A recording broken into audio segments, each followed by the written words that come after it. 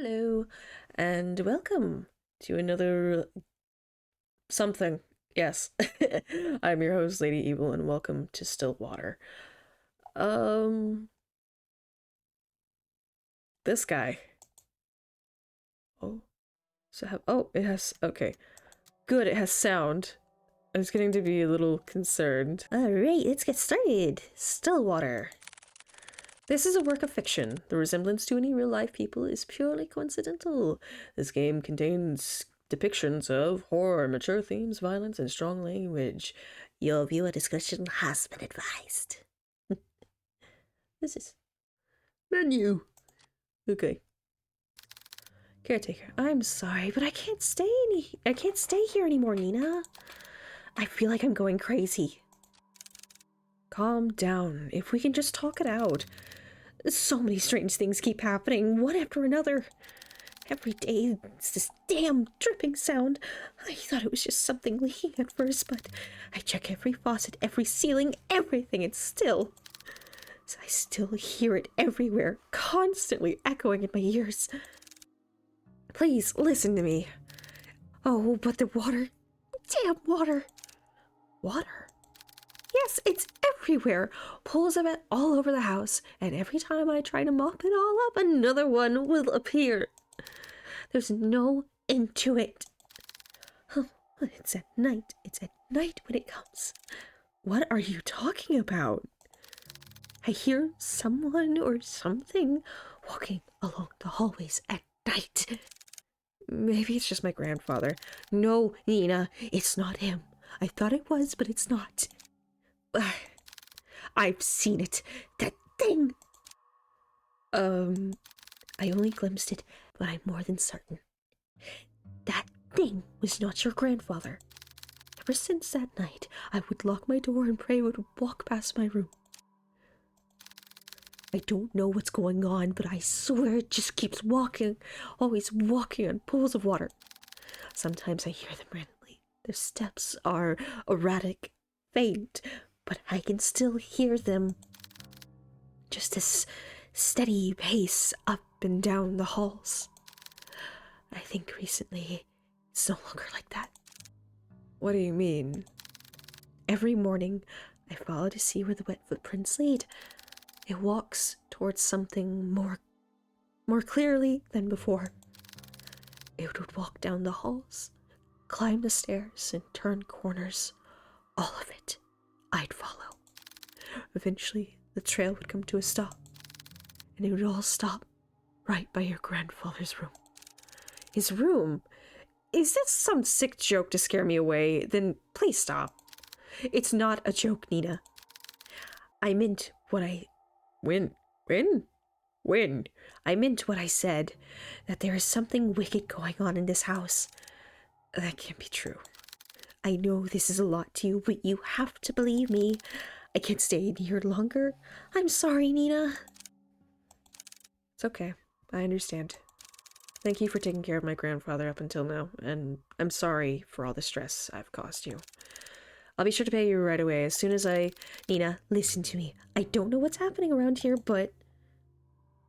The woman on the phone cautiously looks around, turning her head constantly back and forth, looking over her shoulder to find if any others listening in. She grips the phone so close to her ear in a vice-like grip, before speaking again in a hushed tone. Something terrible is lurking in this house. I don't know what it is, but please, as soon as you get back, take your grandfather and just leave this place. Leave? I can't just leave everything behind. We have nowhere else to go. Please, it's not safe. The rumors are true. The curse is real. My family is not cursed. But Nina, at this rate, you and your family will... Enough. A pause. Cold and sharp tenseness strains the call as both women, exhausted and stressed beyond their comfort, try to stifle their growing frustrations towards one another. Neither yielding to the other's thoughts, only leaving anger and hurt to fester through the silence. After what feels like a suffocating stillness, Nina finally sighs heavily and responds bluntly to the caretaker. Look, I don't know what you heard or saw, but I can't just leave things like this. Whoever or whatever they are, they will answer to me. I won't let them have their way. I don't have time wasting my energy on this stupid curse. So if you can't help me, then so be it. I'll find a way. That's a fine if I ever heard it. Nina, my grandfather is all I have left. He is all I have left. Oh no. Oh, shadows. They be lurking. Dinner, 7 a.m. Ooh, diner. What? To the diner. It's fucking. I haven't been to a diner in forever. Amid a foggy morning, there sits a man by the corner of a booth. He drinks black coffee and, depending on his mood, occasionally orders a donut.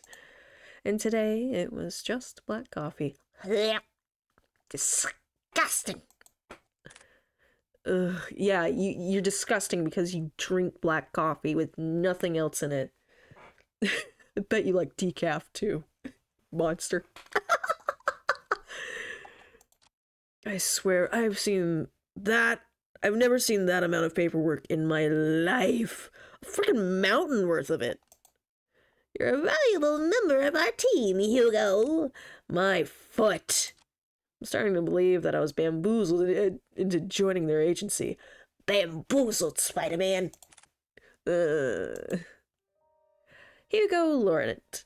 Is it Laurent? It looks like Laurent. Age 30, takes a good look at his cup of joe and chugs it all in one sitting. He then continues to grumble to himself about last night's grueling work at the office. Gosh darn paperwork, leaving everything on my desk, 'cause you're the rookie. I really need to find a different job. As he contemplates his poor life choices, he looks out towards the early mist. There was something inherently terrifying about the fog to him, how it engulfs everything and nothing. Even if it disappears, it always leaves behind traces, proof of it remaining. Even in a quaint little town like this. Oh, the music! Oh! Even a quaint little town like this, I can't even run from my fate, I guess. Hugo finally stares at the compiled newspaper clippings he put together. Ooh, it's messy. Some of them from recent events, but mainly all were past headlines of missing person cases. Ooh. No matter how many times I see this, it's still just as hard to look at. Fixating case after case. He can't help but remind himself that there is a reason for all of this. An all too personal reason. Seeing strange things come with a price. In the end, I'm the one doing this to myself. Sounds rough. Mind if I join? Kuya?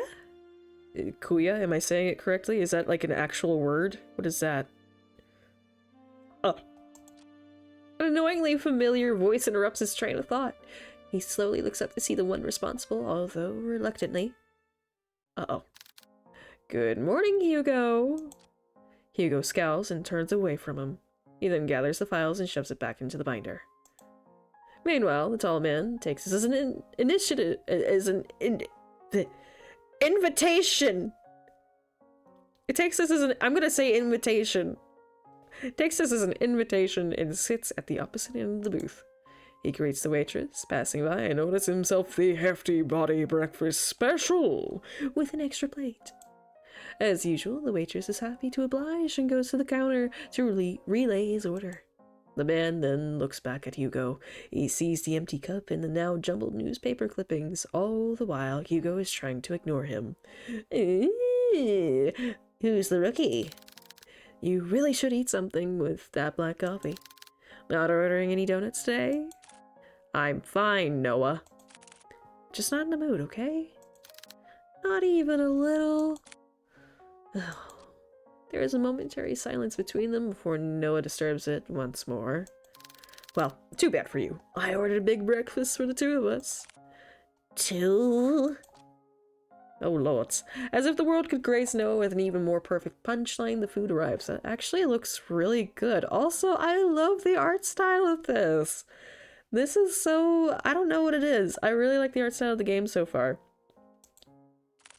Why the hell did you order for the two of us? Just eat what you want to eat. Don't worry about me. Wow. Oh. Hold on. This is gonna take a few tries. Makang masarap. Makang masarap. Right, Hugo? I apologize to anyone. Are you even listening to me? Come on, we both know that if you don't eat now, who knows when you will, and I'm not about to let you faint again. He's right, the kid's got a point. The kid's got a point. So, open what? Don't do this. Noah De Leon, age 27, a natural-born charmer, is also the only person in the world who lovingly threatens him to eat every day. Oh, so that's where you are in the friendship category. With a pensive look, Hugo finally gives in and eats the generous spoonful without complaint. Did you just... Saucy. Also, this tray. It's good. Right! Good food will always help cheer you up. Damn him, I got swept away again. Oh, by the way, the chief will be out for a business trip. She mentioned it will be for a couple of days. When did she tell you this? I didn't hear anything about this. Train! Excuse us. Pardon the intermission. We'll be back soon. You know, part of the reason I was so hesitant to start making YouTube videos is because I live right by a train track, so it's like either every 30 minutes, every top of the hour, or every 2 hours you just hear honk. So, yeah. Yesterday, I think? Yesterday! She told me to sort out the cabinets yesterday. She didn't mention anything about a business trip. Am I trying to go for, like, Brooklyn, New York? What the fuck is this? I guess it was a pretty sudden one. Well, I mean, she did tell me to tell you. And lucky me, I know where you go every morning. You know what? I'm not even surprised anymore. Well, what do you want to do? We technically have the day off. But head back to the office. There's a couple of boxes I didn't get a chance to sort out. My brain is short wiring at the thought of them. In that case, I'll come with you. Why? You could just rest for the rest of the day. And pass up this opportunity to get to know you better? Yeah. I don't know what that means. After their enlightening banter, the two of them finish their breakfast, pay for their meals, and head to Hugo's car. Does he not have his own car? Did he walk here? As Noah opens the door to the passenger seat, he notices a bloodhound sleeping inside. Pupper! The big dog stirs at the sound of the car opening and lazily stares at Noah. Did we not get anything for the pooch? Sorry, big guy. He then closes the door while trying not to make too much noise to disturb its companion or its occupant. Colby. He's so cute! Look at that pupper. Look at that pupper. Look at those big ol' eyes. And the sound of his name, his heavy-lidded eyes slowly peek to see who calls from. It is his one and only partner, his human. As if finally realizing who he is or where he is, the old hound stirs up from his sleep, pounces at Hugo, and proceeds to wag his tail uncontrollably. It's a weapon of mass destruction. Good morning again, Colby. Had a nice nap? Colby, 8 years old, Hugo's most faithful and loving partner in crime, has the tendency to just sleep all over the place. Oh, that's his eyes closing. Okay. Noah, who is witnessing all of this from the back seat, chuckles to himself. He's amazed and slightly defeated at Hugo's sudden surge of energy. Doesn't matter how many times I try. When it comes to boosting up his mood, no one can beat Colby. I mean, come on, he's an adorable pupper. Who doesn't love a cute pup? Aw. To the agency at 7:50 a.m. I wonder if I should be writing these down. God, this place. The three head back to the office. The space is just the same as Hugo left it. A decent, organized mess. To his credit, for the amount of boxes he painstakingly went through, he believes he did a fair job, albeit it could have been better. Wow, you really outdid yourself, Hugo. It looks less crowded. Well, shut it, will you? I said I was gonna get to it. Thanks, boy. Before Hugo could continue to give deserved head pats, he notices someone. A woman stands timidly peering outside from the storefront. She looks a bit frantic, and even more restless with her disheveled and ill-fitted clothes, drawing emphasis to her already too visible petite frame. The woman tries to grasp the door handle several times, but stops before she could touch it. Her brows furrow, agitated and distressed about something. Let's go talk to her. So much to the point it is preventing her from just simply reaching out for help. However, when she finally makes eye contact with Hugo, she immediately rushes in. Sorry. I know that the close sign is up, but I saw you come in and You alright, miss? I need your help. My grandfather, Oh, Nina! Before she can continue explaining, Noah swiftly cuts in front of Hugo and intervenes, all too practiced manner. It's okay, miss. We'll hear what you have to say. So please, why don't you sit right over here? Right over there. In that corner. Right over there. Go on, pet the pooch. Yeah. Noah gestures to one of the empty seats at the other side of the office. The poor woman hesitates for a moment. She clutches desperately to the strap of her purse, her eyes focusing apprehensively, on them and at the gestured seat. After mulling over Noah's offer, she quickly glances back and nods.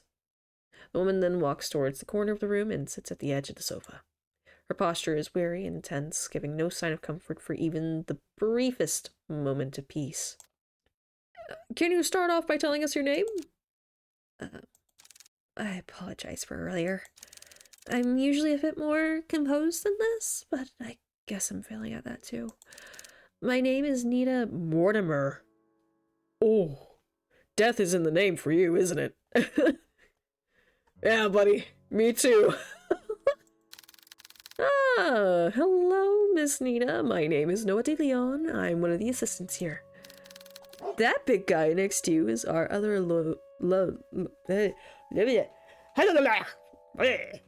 lovely assistant, Colby. And the one brooding over here is Private Investigator Hugo Laurent. I'm not brooding, just tired. And our chief is away on business, but I think we can still accommodate you. So, how can we help, Miss Nina? For just a moment, Nina appeared a bit more lax, more hopeful, maybe even relieved from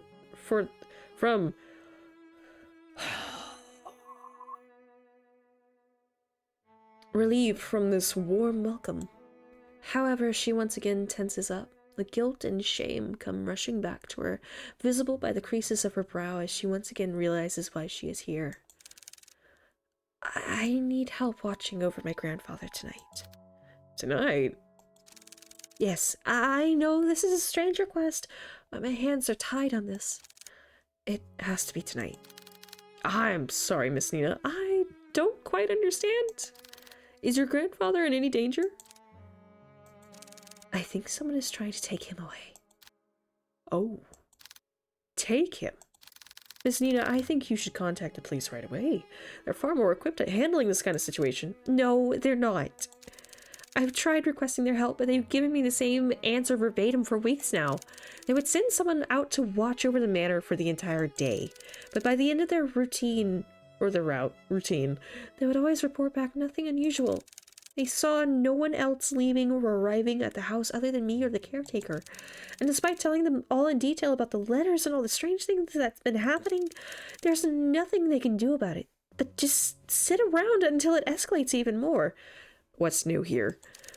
I can't wait any longer, any more than this, and it'll be too late. If only I knew who Louis was. Louis? She lets out a gasp. Her hands shot to cover her mouth, realizing she had said too much so carelessly. She tries to avert her gaze, but their gaze?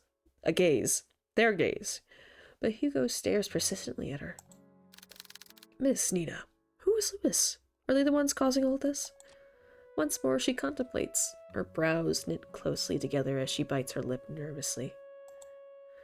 It's as if the words she wanted to say have suddenly died out, too heavy to even utter. A mistake she can't take back.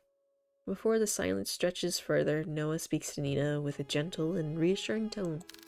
Miss Nina, I know it's scary. All the things you've mentioned to us so far, no one should ever have to experience, especially by themselves. And I assure you, we'll listen to all of it. I promise. Wild and manic eyes search deeply at them, trying desperately to discern any doubt or mistrust in their faces. However, all she sees are people who are willing to give their time to simply listen to her, to actually help her. From this alone, Nina looks to the side where her purse is and opens it. Tucked inside one of the pockets, she takes out a single slightly crumbled envelope with a pigmented red wax seal pressed in the middle. At a glance, Hugo can tell right away that this letter appears to be a bit more worn out and antique, and yet, despite its delicate form, it remains well preserved, well kept. It's as if the letter itself was untouched by time, forever waiting to be opened. Grandfather has been receiving cryptic letters for the past month now. The letters didn't come with an address or name of the sender, but this one is different from the rest. It said the name Lois on it. Lois? As she hands over the letter, Hugo notices her hands shaking. Nina is still avoiding his gaze, but he knows she is trying in earnest.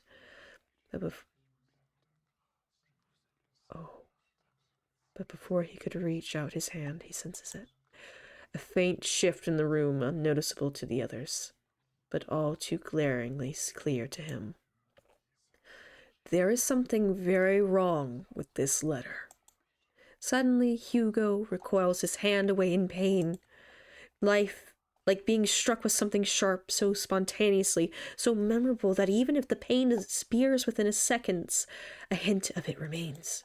Something so small, akin to a prick from a rose's thorn. Or more like a paper cut. Are you all right? I'm sorry, I didn't mean to hurt you. No, I'm fine, Miss Mortimer. It's not your fault. It's not your fault. Hugo stares squarely at the cut. Oh, he actually got cut. A thin red line starts to form slowly by the top of his index finger, trailing down and stopping just above the first crease. A red so clearly visible it's taunting. That doesn't look like a normal paper cut to me. Let me get you a Band-Aid. It's fine, Noah. I don't need one. But really, it's fine. It doesn't even hurt that much. Noah takes one good look at him before sighing exasperatedly and sitting back down in his chair, still eyeing Hugo's hand. Hugo shrugs and returns his attention back to the letter, but this time, luckily, nothing happens. For it to reach all the way out here with just a letter alone is truly terrifying. Carefully, he removes the content of the envelope and unfolds it. At first, it looks like any other normal written message. A person named Lewis is asking the other, Henry, to come meet him by the lake at midnight, needing to share something important with him. However, what's eerily striking about this is not the letter itself. Appearing at the bottom of a page, a message scrawled, unlike the rest, stands out to Hugo. A message that shouldn't be there. Explain. Remember our promise, Henry. When did you receive this letter? Yesterday. And your grandfather? Where is he right now? He's currently back at the house with a caretaker. I promised them I wouldn't be out for too long. I made an agreement with them, you see.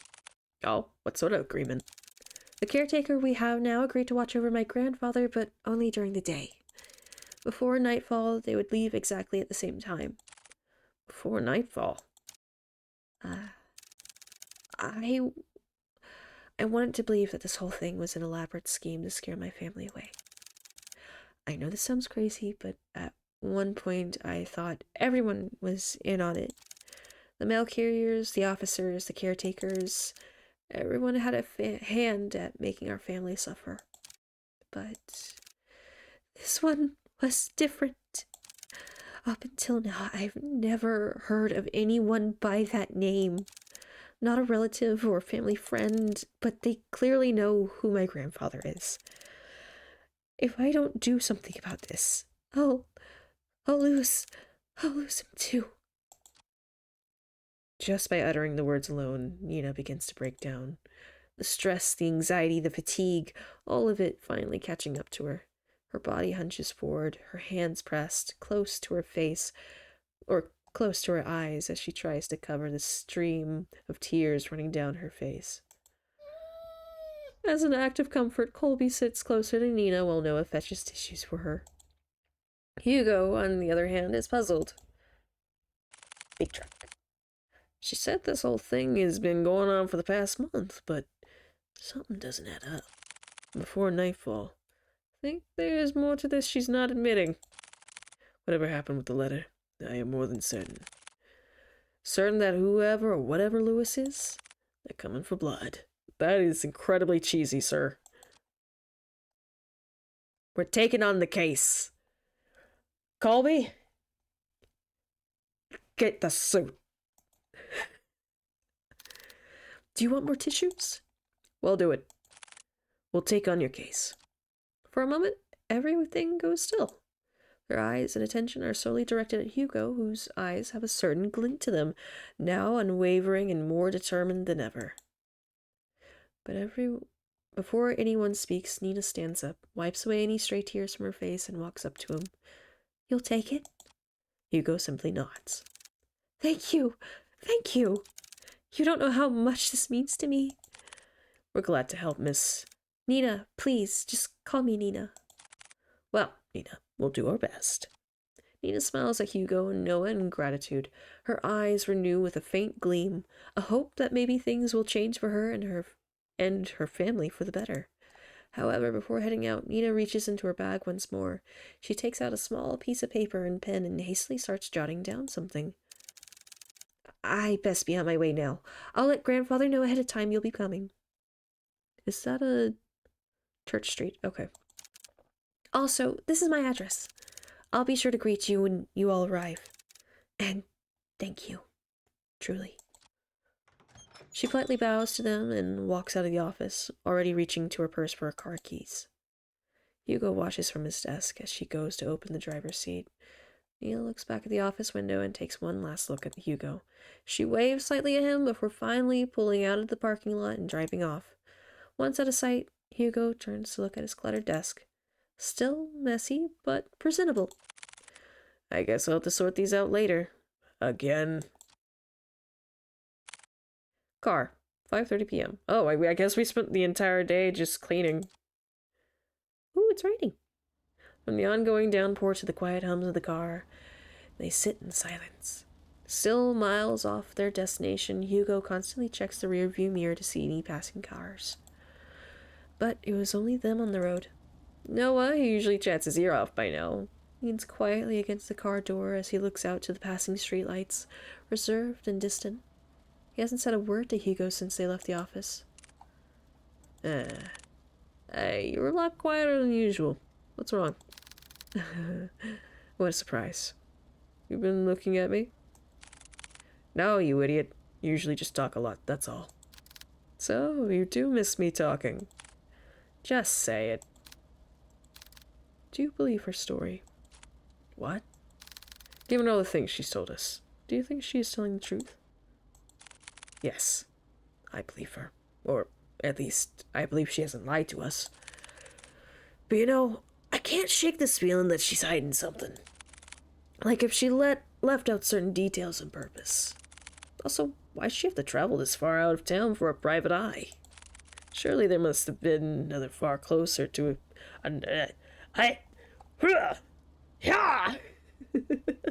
Surely there must have been another far closer to her home than ours. I just don't know how to explain it. As expected of you, Hugo. You making fun of me? No, not at all. I'm just admiring your observations.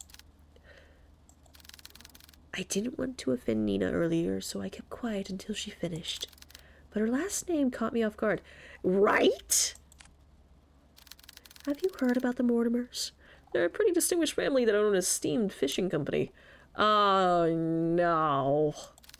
Well, they used to, I believe. They have yet to name an heir. What do you mean? Shouldn't it naturally go to Nina? It should, but I don't know. From what I heard, each time they try to name a successor, that relative mysteriously disappears. Oh.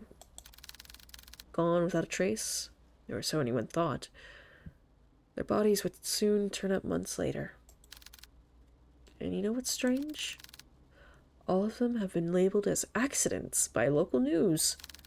No foul play, just another unfortunate loss for the family. They've been struck with so many tragedies that over time people began to believe they were cursed or something.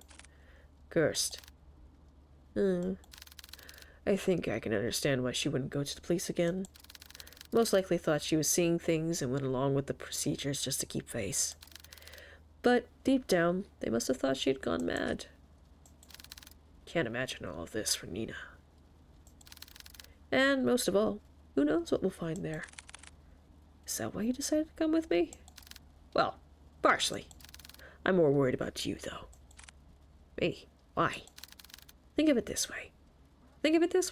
I'm the appointed driver. When you decide to do some pretty reckless shit, I'll be there to drive you to the local hospital. Besides, 2 is better than 1. Is that another train?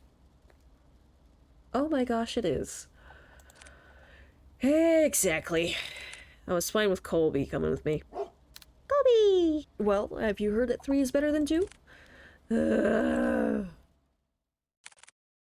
Mortimer Estate, 6 p.m. Oh. Passing through countless dirt roads and steep cliffs, the estate can finally be seen beyond the evergreen. Nestled away from prying eyes, it stands tall, magnificent, and classic. Truly a rarity only afforded to the privileged. And yet, with all its opulence, it looms from a distance. Hugo and Noah, I almost said Nor, I don't know why. Hugo and Noah could only gaze at the sheer scale of the manor. Its grand stature topples easily over the dozens of houses they drove past. Wow, look at the size of it. Could never imagine seeing a house like this in person. It's almost too surreal. Come on, she's waiting for us. It's fucking raining out here. Oh!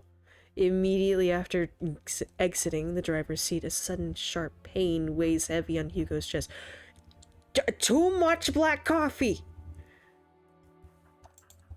Grasping tightly at his coat, he begins to gasp for air. His vision hazes as he leans close to the car, trying desperately to ground himself.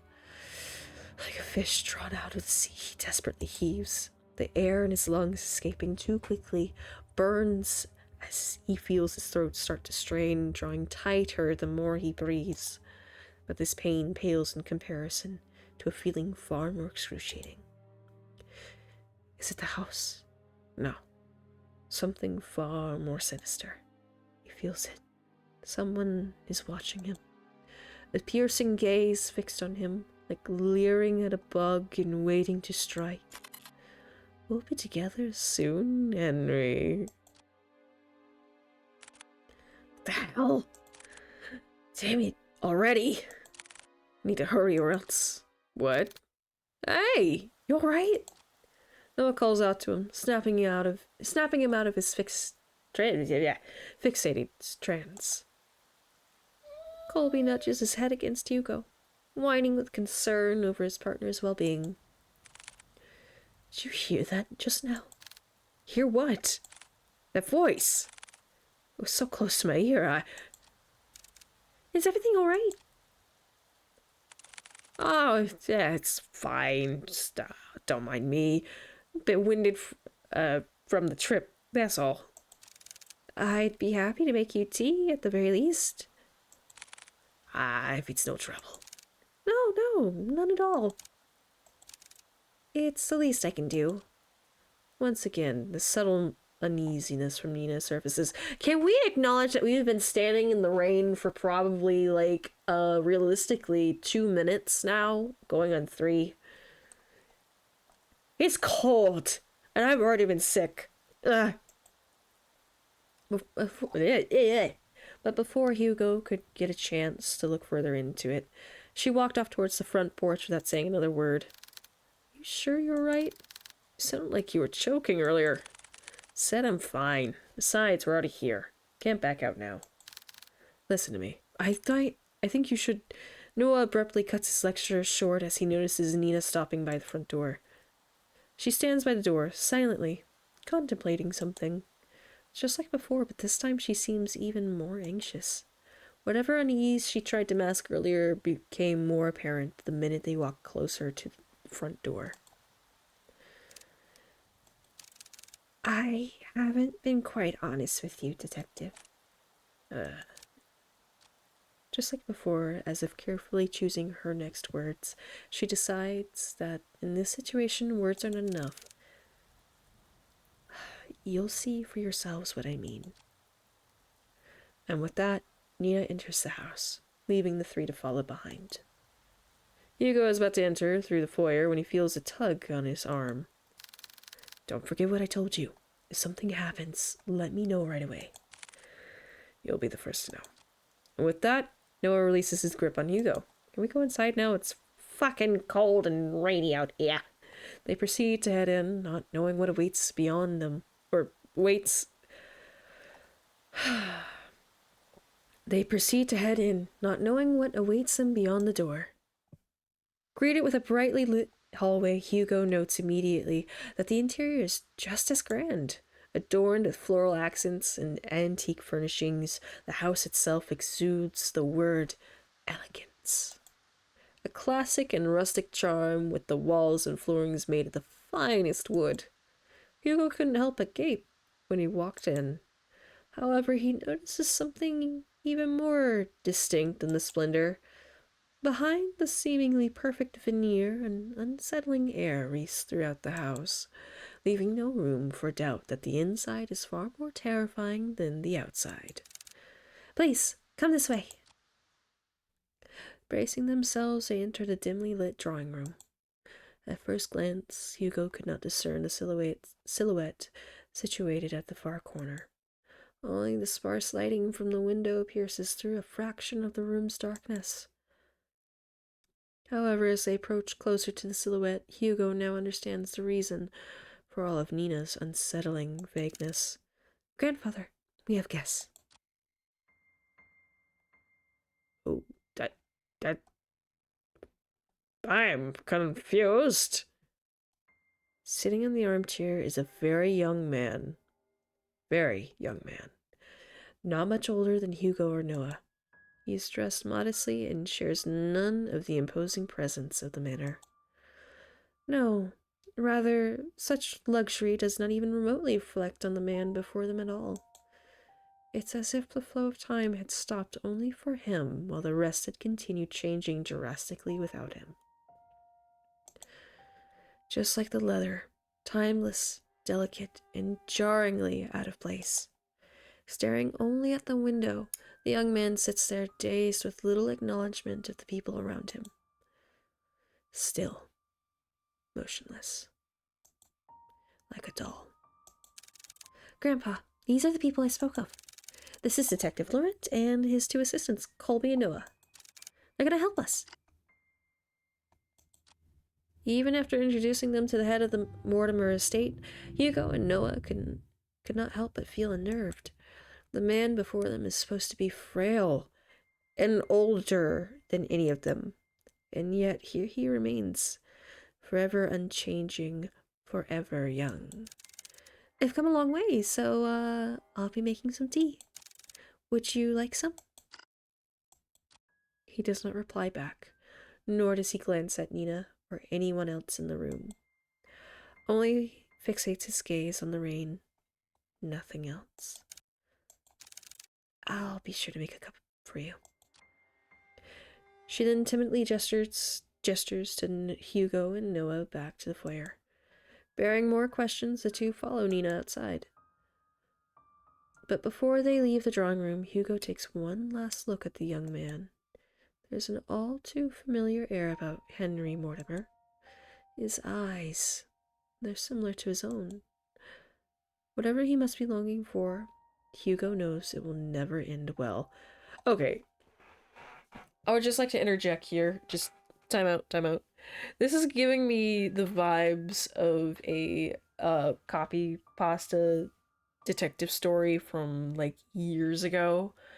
Basically, this dude works in a special agency where they investigate like supernatural beings, crimes like that. However, the rest of the population does not know that there are supernatural entities among them.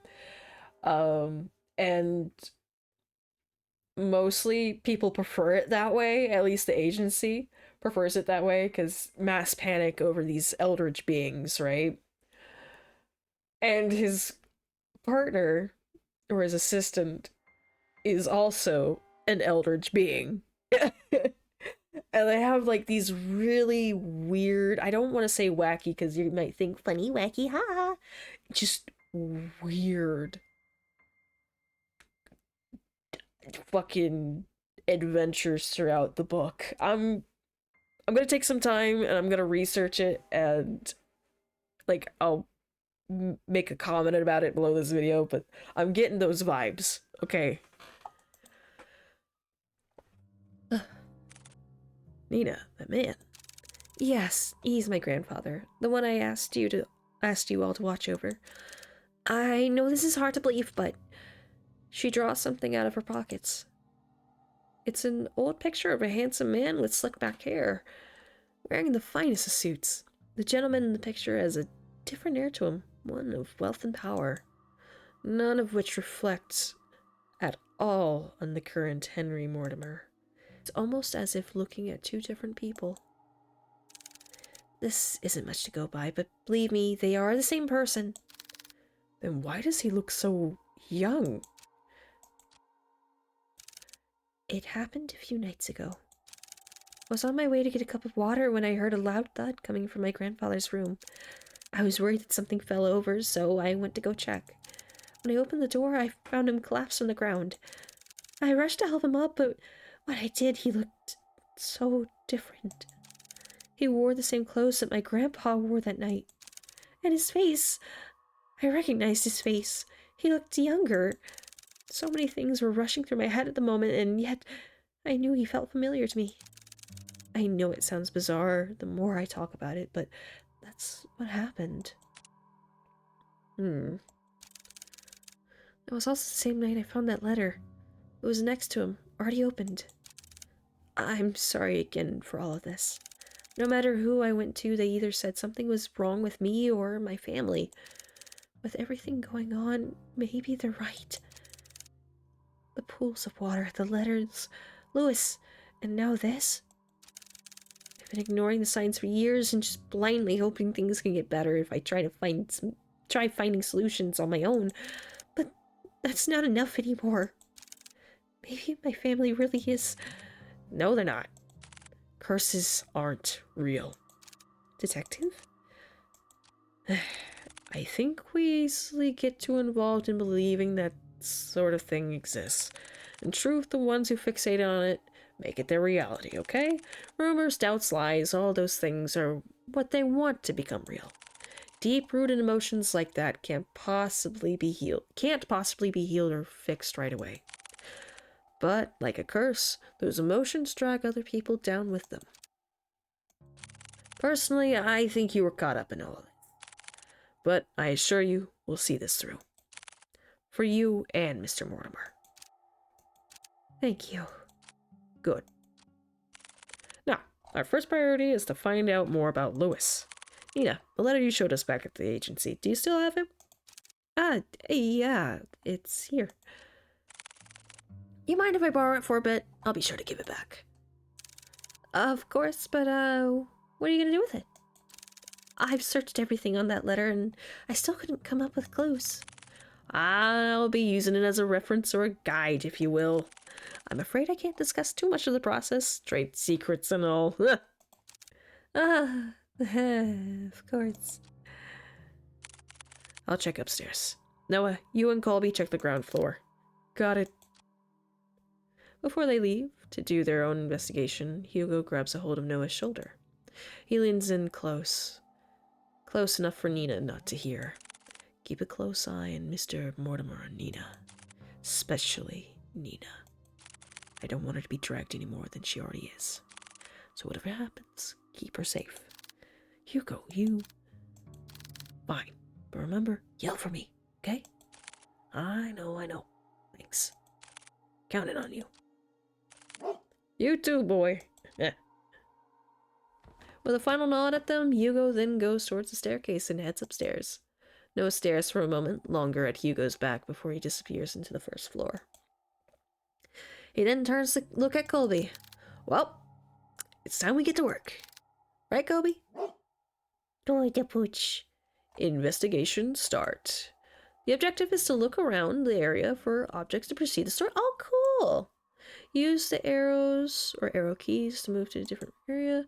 Outlines will appear on a clickable object. We're finally getting into the play game. Yes. Alright, hints. Cool. Okay.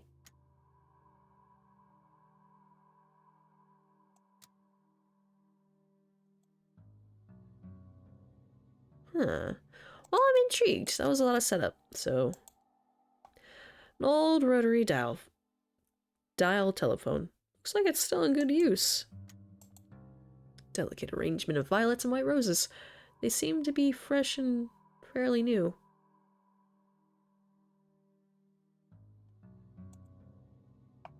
Can we check the cabinets? Large bookshelf stands close to the entryway. Contains a couple of photo albums and a few phone books.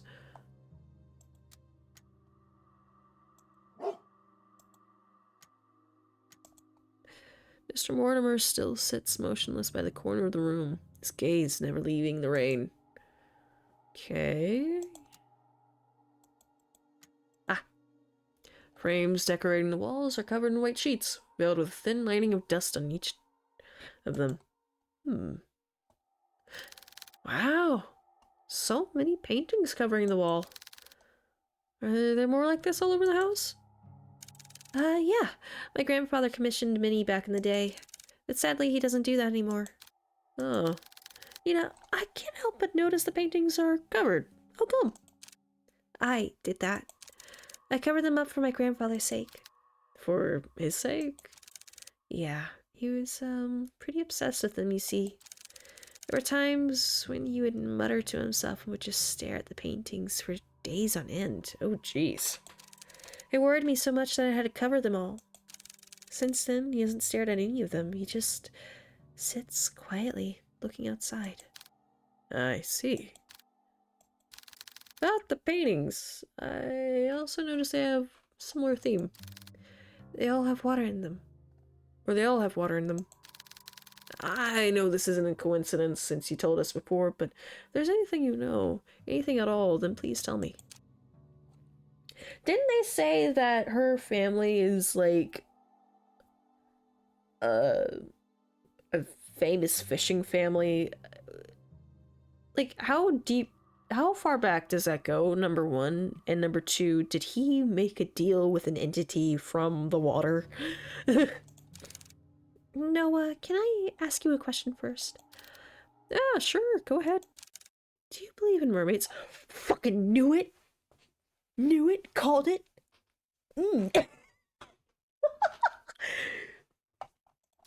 Mermaids? I don't suppose I do. Why? Casting her gaze to the floor, Nina anxiously fidgets and tightly clasps her fingers together. Or her hands. Her hands! She then briefly sighs and continues. Well, there's a story, or rather a fairy tale, that my family's passed down. A fairy tale? Yes, well, feels like one to me. It was about a fisherman who fell in love with a mermaid. Every day and night, he would go out by the shore to gaze at her beauty, but one day she vanished, leaving him confused and heartbroken. Determined, he would sail many seas for a chance to see her again. Sailing from coast to coast, new lands beyond, and back he would go. Not long after, fortune followed him all throughout his journey and made him one of the wealthiest and most highly respected in his village. However, despite all the wealth he gained through his travels, he never found the mermaid again. She would only be a dream, nothing more. And that's the end of the story. It doesn't end happily, but I guess there was a lesson behind all of it. I just never understood it. What do you think happened to the mermaid? I know it's an exaggeration, and yet I can't help but wonder. Huh. Hard to say. I just feel bad for both of them. To be honest with you, I'm not a fan of sad endings. If it were me, I would wish the fisherman and the mermaid could see each other again. Or at least that's what I think. Even if they weren't meant to be with each other? Yeah, I think so at least. I wouldn't want to imagine going through a journey all by myself. It's hard being alone. A journey all by yourself. I am going to put this forward. I don't think this is going to end well. I think whoever this Lewis person is going to end up taking Mr. Mortimer, and she's going to end up alone. All right, 11:30 p.m. Oh, It's raining. after searching vigorously through each of the rooms, he knew his findings would eventually lead him here. This is it. Oh! Hugo walks towards the nearest lampshade and switches it on. Dimly illuminated, he sees the extent of how lavish this part of the house is. From the customized window drapes to the vintage furnishings, everything here exudes that extravagance. But much like the interior Hugo has seen so far, he finds this one in particular reeks of it. Plastered from wall to wall, a gloom lingers, as if the room itself is smoldering despite its preserved nature. Or molding? Not entirely sure what they're trying to say. Okay, investigation time. Let's go. Classic wooden chest lies at the foot of the canopy bed. Its lock still firmly holds, safeguarding whatever is inside. There's gotta be a key. What about those notes? Ah! Oh! An old photo of a lost time. A sweet summertime memory of a little girl with her beloved grandfather. Letters. Scattered pieces of paper, all forgotten, lie waiting on the cold floor, heavily etched markings. Oh! Do tell. I want to see. Pages are torn out so haphazardly the binding is starting to fall out. Oh no. Tea. Hasn't been used for quite some time. Atop the fireplace, unblemished and unmarked by time, hangs a curious and familiar painting of a beautiful woman floating in water. Okay.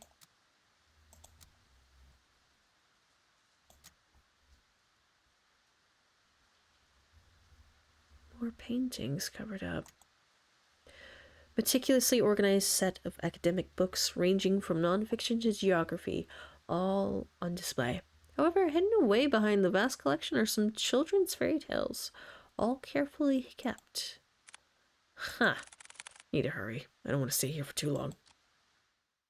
Why? 11:50. Are we downstairs now? Oh. Please tell me that's us. He searches, and still there is no sign of Lewis. To Hugo, even if there is a fragment, a singular thread to that person, to their real selves, he could find them. But there is nothing.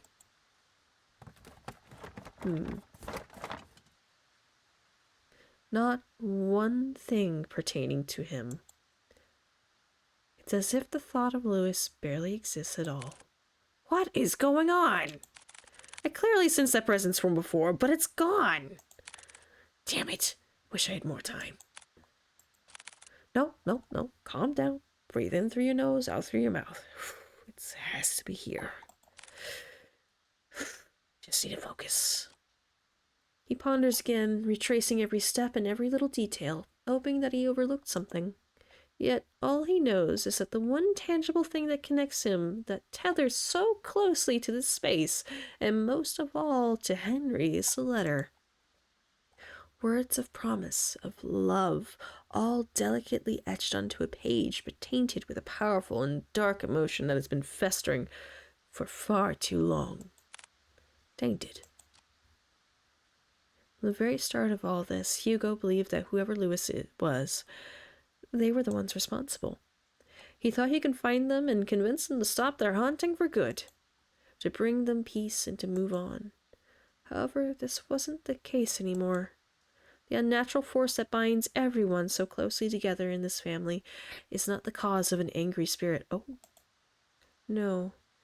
Oh, it's something far more devious. Oh, what do you say, Mr. Detective? So he takes the letter out. The envelope, he notices a change within. Bearing no foreboding threat at the bottom of the page, it looks like a regular letter, or rather, what it once was, a sad and tragic love note. If you can't come, then I understand. Things have gotten more complicated with your mother ever since she found out about us. Oh, no. I'm sorry, Henry, for everything. It hurts to see you so torn up like this. I would never hurt you or drag you along with me. If this is to be our farewell, then can I ask you one last favor? Could you keep my locket? I know this is selfish of me, but I'd like for you to have it. I'd be happy to know it's safe with you. My heart will forever be yours, Henry. With love, always, Lois. So, this was the true letter? A small warmth emanates from the paper, wrapping closely around his fingers, quiet and soothing. The fragment Hugo was searching for. Louis, I'm sorry. You were also a victim in all this, too. Please, if you can hear me, I need your help. Without warning, the sound of a click can be heard across the bedroom. Back, demons! As if something unlocked the chest. Unlike the other furniture, its dark and rustic features have not been maintained well. Left to rot on its own. Oh, fuck, here we go again. Suddenly, he stops at the sound of a voice. A sweet voice whispering to him, beckoning him towards the fireplace. Come here, my dear, sweet boy. Do not go to that painting. Nope, stay focused. Won't let it get to me. Chest. Preparing himself, he heads towards the chest and opens it. Inside, scrambled together, are bunches of notebooks and small trinkets. He continues to rummage through when he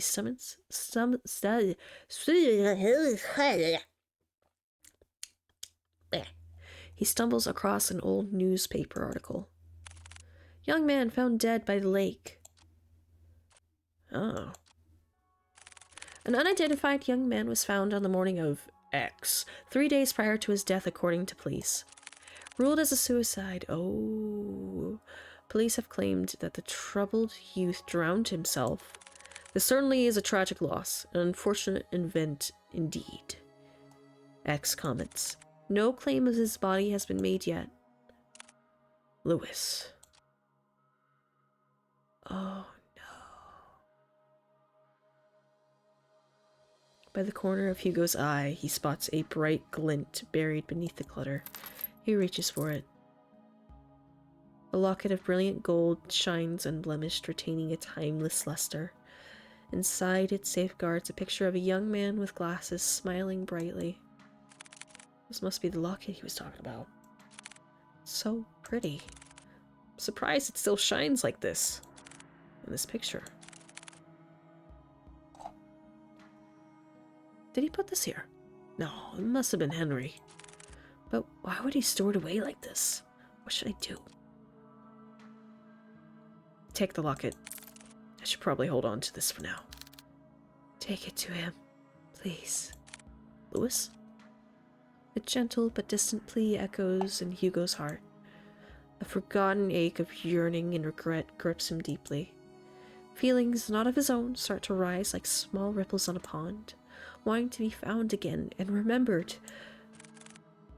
Don't worry. I'll bring it to him. I'll make sure of it.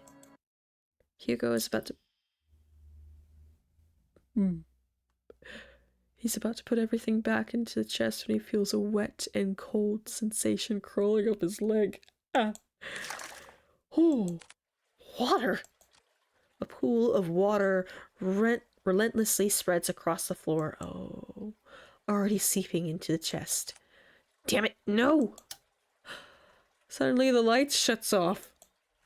A scream is heard, followed by a myriad of shouts. Hugo is about to call out to Noah, but stops at the sight of pale feet before him. Looming over him stands a tall and ominous figure. His face is shrouded in complete darkness, devoid of any human emotion. It appears as a young man, but Hugo knows that it's far from it. This very thing is trying to imitate a human form, trying to be human. Hugo could only stare back. Paralyzed with fear, he is forced to watch the horror as it slowly creeps towards him. It's just like before, the sensation of someone staring at him from within. But this time, it draws nearer, inching ever so closely. The words to call out to Kobe or Noah fail to reach out. Lodged in his throat, he struggles in pain. With his breathing shallow, he tries to force his body to move. Then it stops. Looking down at Hugo, filled with nothing more but malice and contempt, it speaks. Don't get in my way. Oh. That was quick. I don't like it touching me. Girl, All of a sudden, the door to the bedroom slams shut and the entity disappears. The tension from his body finally releases its agonizing grip, and he gasps desperately for air. His vision blurs and his breathing is haggard. He staggers towards the door. He yanks at the handle several times, but it's tightly jammed. Fuck. Noah! Colby! To his dismay, he is only greeted with silence at the other. Oh, this is not good. Damn it.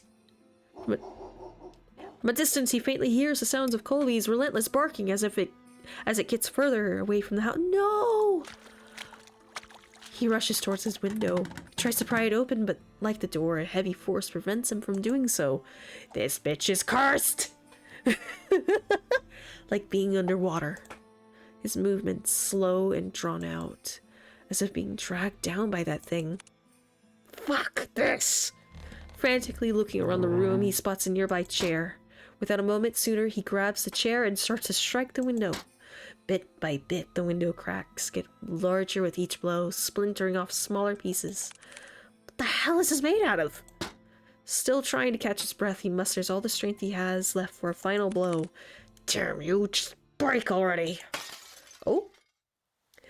Clearing out the remaining glass shards, Hugo peers his head out to see any railing he can grab a hold of. However, he discovers instead that the wall adjacent is covered in ivy. Despite how heavy the rain has dramatically become, he reaches out for it, grabbing a handful of the vines. Carefully, he climbs out the window, gripping tightly and making sure he doesn't lose his footing. Yet, to his luck, the patch of vines he clutches start to tear away from the wall. Ooh. Out of desperation, he struggles to find his grip on another, but fails when his hand slips out of his reach. Shit! Ooh. Is he alive? Clamoring wildly as he loses his grip on the ivy, he crash lands down onto a thicket of bushes. Air forced out of him, he heaves uncontrollably, trying to even out his breathing. But even that is laborious. An immense pain spreads across not only his back, but his entire body. Yeah, that's gonna hurt. Ooh, I am getting too old for this. Oh, oh, oh. Oh. Although his body screams out in pain, he forces himself up. There's still time. I can do this. I have to. With staggering feet and haggard breathing, he makes his way to the place where it all started. To the lake where this tragedy starts and ends. Lake. Okay. Oh. Finally entering through the park, Hugo calls out to Colby and Noah. Colby! Noah, where are you? There's faintly the sounds of barking and echoes of people yelling in the distance. He rushes towards the echoes, guiding him through the downpour. With his heart racing and blood rushing to his head, he finds his way to the lake. Drawing closer, he sees Nina giving chase to her grandfather. Unfortunately, she doesn't get too far as Noah stops her. Grandpa, stop! Let me go. My grandfather, he's... No, Nina, it's dangerous. You'll get hurt too. I don't care. I don't want to lose anyone anymore. It's at that instant, Hugo trudges against the water, pursuing in Nina's stead. Hugo! No, don't! No, pupper! Please falls deaf to his ears. Not even the whines and worried cries of his partner could make him turn back. Determined, he forges ahead. Nearing the deep end of the lake, he sees Henry Mortimer gazing directly at the abyss. He looks even more frail and disheveled than before. It's as if all the life he's lived up until this point has begun to fray, draining every ounce of himself and surrendering it all to the lake. Before Henry could lean in, Hugo reaches out and tugs at his arm. Mr. Mortimer, listen to me. Nothing is waiting for you down there, so please come back to the shore. Motionless and unresponsive, he stares deeply into the water. The haze over his eyes is still obscure and persistent. There are so many things we can't afford to lose in our lives, and you're one of them. To Nina, you are all she has left. She needs you. Hugo felt it. A slight jolt from Henry's arm as if stirred by the mention of Nina. He slowly turns to face Hugo. Nina. However, just as cruel and violent as the storm, Henry jerks back, wrenching his arm away from Hugo's hold on him. No. This is all my fault. If only I got to Lewis sooner, then none of this would have happened. He was waiting for me, was patient with me, and yet for all the things he's done, I chose my family over him. He's gone because I didn't pick him. Henry backs further away from the shoreline. Mr. Mortimer! His manic eyes never straying away from Hugo as he keeps his distance from him. Lewis, I'm sorry. I was the one who dragged you into this. You deserve so much more. And I wished. He struggles with his words. He clasps tightly to his shirt, his throat dry and taut from all that he has bottled up. From those repressed and silent years of just waiting for this curse to finally take him. I wish I had gone with you that night, Lewis. Sir, even if you still coveted that wish, it wouldn't resolve anything. Not for you or Lewis. I read what he wrote to you those years ago. He understood if you didn't want to come to see him. But the thing is, Mr. Mortimer, Lewis never thought anything less of you. He said so in his letters to you. His letters. For the longest time, I wanted to believe he hated me for that.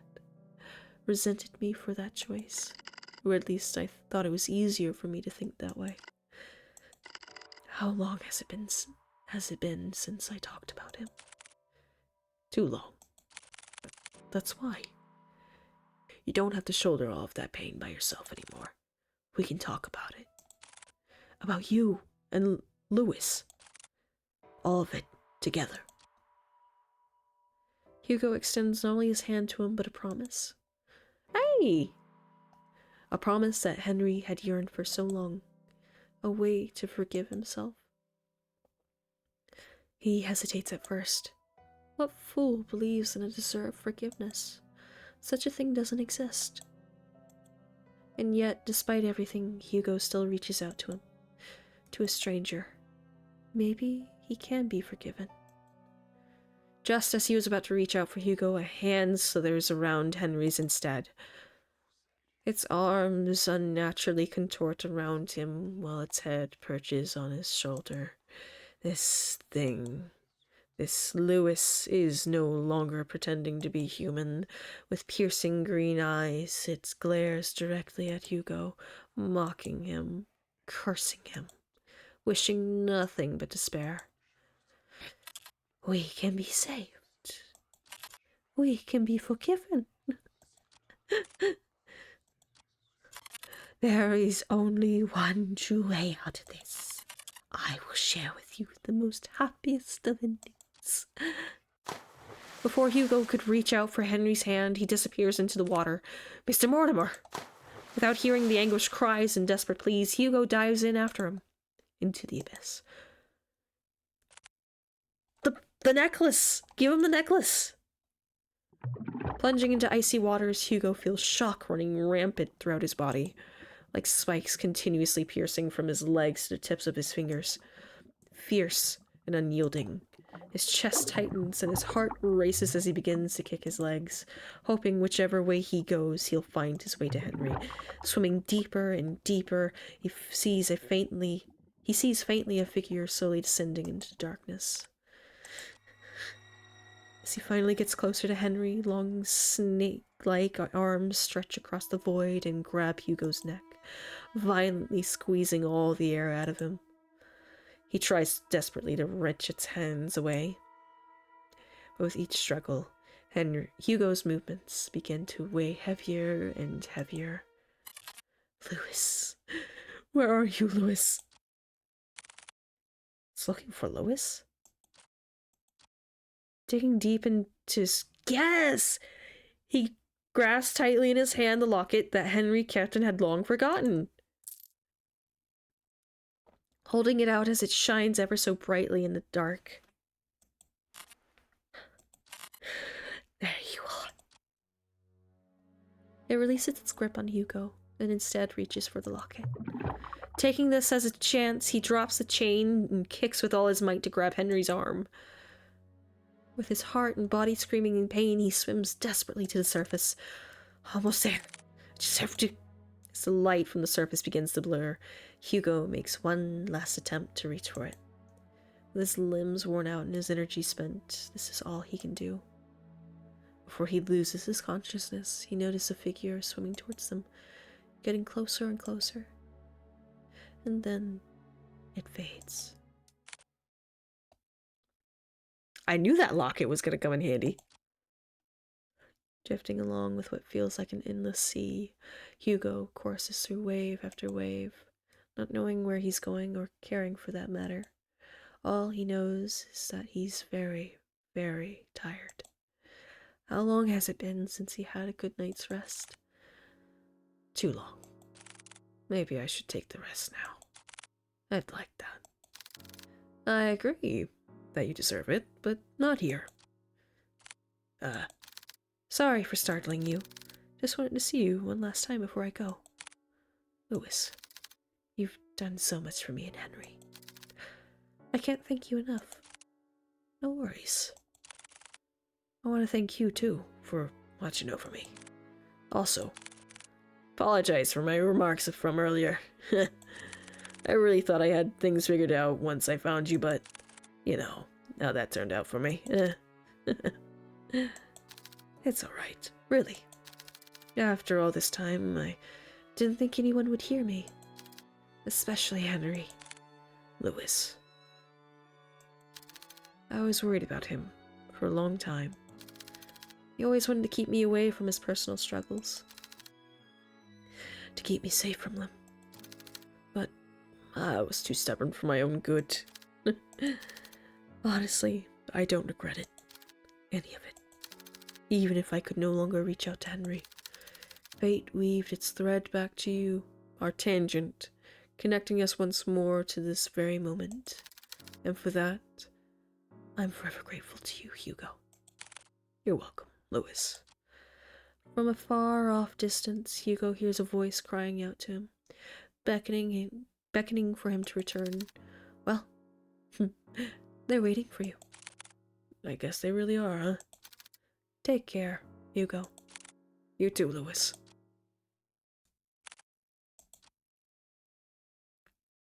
With his eyes closed and his senses still returning, he feels the consistent tugs and licks of a certain bloodhound, whining as he tries to wake up his partner. Hugo! He hears another familiar voice, too annoyingly close for comfort. Eyes shot right open, he jerks up. Confused, Hugo looks around before he coughs up the remaining water in his lungs. You alright? Noah starts to pat his back while Colby continues to whine over Hugo. What happened? Where's Mortimer? He's safe. So is Nina. They're both okay. The police and the ambulance should be arriving soon. Thank goodness. Isn't there more you have to say to me?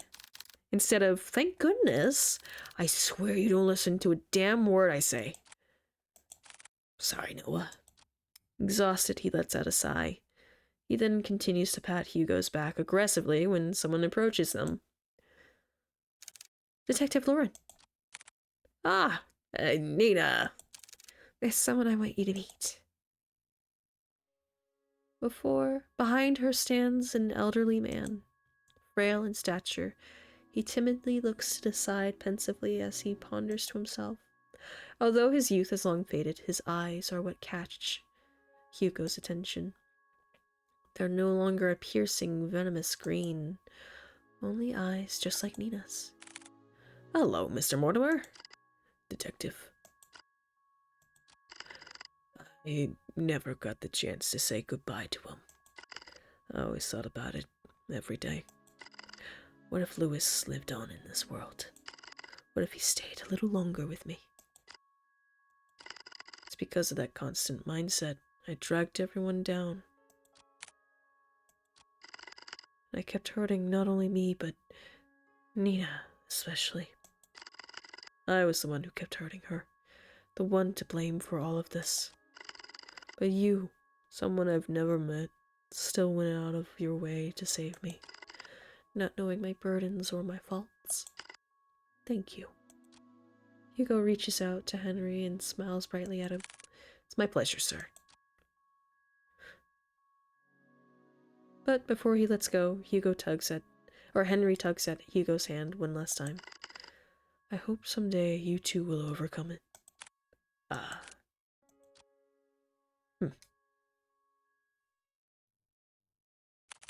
The next day, 8 a.m. Son, we need a vacation. I ain't coming to work, you kidding? I'm gone. Au revoir.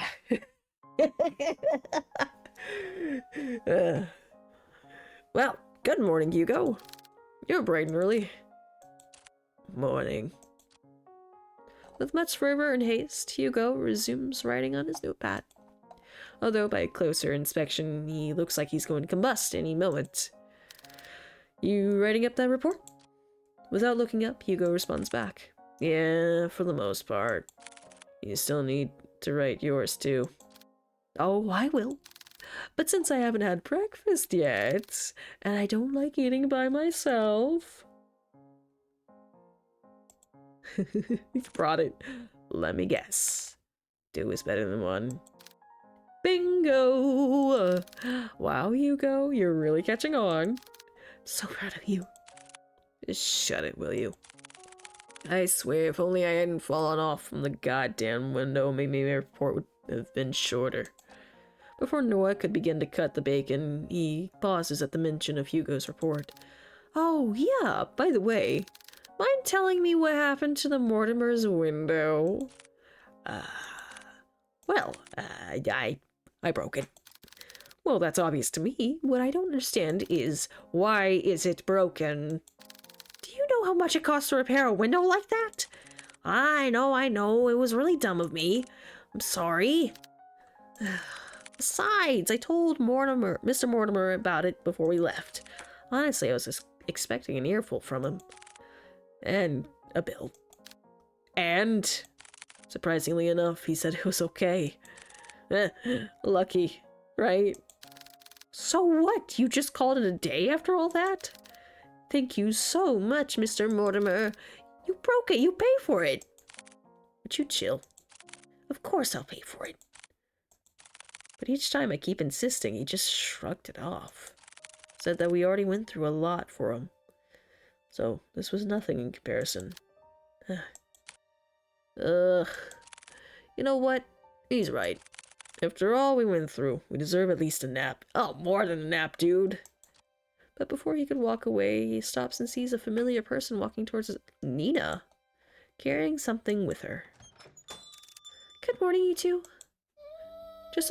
Just barely a foot through the door, a certain hound stirs up from his resting spot and makes his way towards Nina, tail uncontrollably wagging like the destructive weapon that it is. Ah, good morning to you too, Colby. Nina scratches behind one of Colby's ears, making his right foot unconsciously move on its own, scratching an invisible but desirable spot for him. Good morning, Miss Nina. Morning. What brings you here this time around? Is everything all right with your grandfather? Yes, he's doing pretty well, actually. Even better than before. We talked so much last night I hardly slept at all. But honestly, it's been a while since I last spoke to him so freely like that. I hardly felt tired at all. That's wonderful to hear. But there is something else I wanted to ask the both of you. To put it bluntly, I need your help. If you two aren't busy, I would like some company eating these. Oh, god damn it. Inside a clear plastic bag are a stack of 2 boxes placed on top of one another. She opens the box and reveals a colorful array of neatly decorated donuts, all lined perfectly. No cramped or squished spaces. A work of art in Hugo's eyes. Da-da! It's so pretty. Donuts! They look so delicious. We're more than happy to eat these with you, Nina. There he goes again with his donuts. But yes, please join us, Miss Nina. We're about to have our breakfast too. Weren't we? Always so brazen in front of others. You do make it exponentially easy for me. You both have such great chemistry with each other. On second thought, I am way too tired for this. I'm gonna have to apologize in advance for this, Nina. But truthfully, I've been running on last night's coffee and I'm about to pass out any minute now. No worries. Honestly, I think a little break time sounds like what we all need right now. Thanks. Hugo puts down his pen and proceeds to head for the couch. Colby follows after him. Would you like to join us, Miss Nita? I would love to. I guess we save these for later then. Yes. Yes, please do. Now, come on. It's nap time. Are we all... Oh. Noah sighs heavily before setting down the food on his desk. He then gestures... We're just taking a fucking nap on the sofa. Okay. Ugh, I'm getting old. You're 30. I mean, you are old. Shut it. This is really nice. Oh, good boy, Colby. Come here. Nina quietly coos at him and begins to scratch at the back of Colby's ears once more. Hugo leans a little closer to Noah, his voice above a whisper, but close enough for Noah to only hear him. You know, I'm glad you came along yesterday. Oh, what's this? Are we getting chummy with me now? Call it chummy or whatever, but I really mean it. If you hadn't saved us back there. Look, I told you before. I'll be there whenever you get yourself into reckless shit. Besides, didn't you say this is nap time? Get some rest. You deserve it. You too. Calming silence fills the room as they bask under the morning glow. No big parties or celebrations. Just each other's company and sharing this small reward. A small and warm comfort. Good end. Case closed. Oh! It's a break room. Oh! Late lunch. Okay. Okay, well, that was fun. That was good. It was a good story. It was a very good story. I found it interesting. My only issue, I really wish there was some more investigative parts where you could wander around the house and like just observe things and ask questions and more options, really. I know you could definitely just be like, oh, there was only two options really throughout the game, which was help Nina or not, and then take the locket with you or leave it, which I'm assuming is the bad ending. Or, if you don't help Nina, it's like, that's the end of the day, you do your paperwork, go home, yada yada yada. What have you, right? But that's about it. Otherwise, I like the art style, the music is good, is good. The pacing was decent, and I like how it ended. Yeah.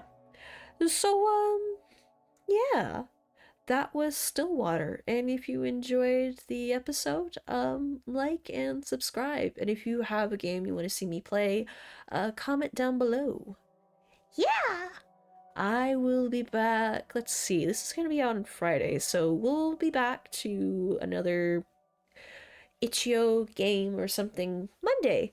But in the meantime, I stream. I stream both here on YouTube and on Twitch, so if you guys are ever wanting to say hello and hang out with me live, then typically you can catch me about 11 a.m. till around about 3 p.m. Central Standard Time.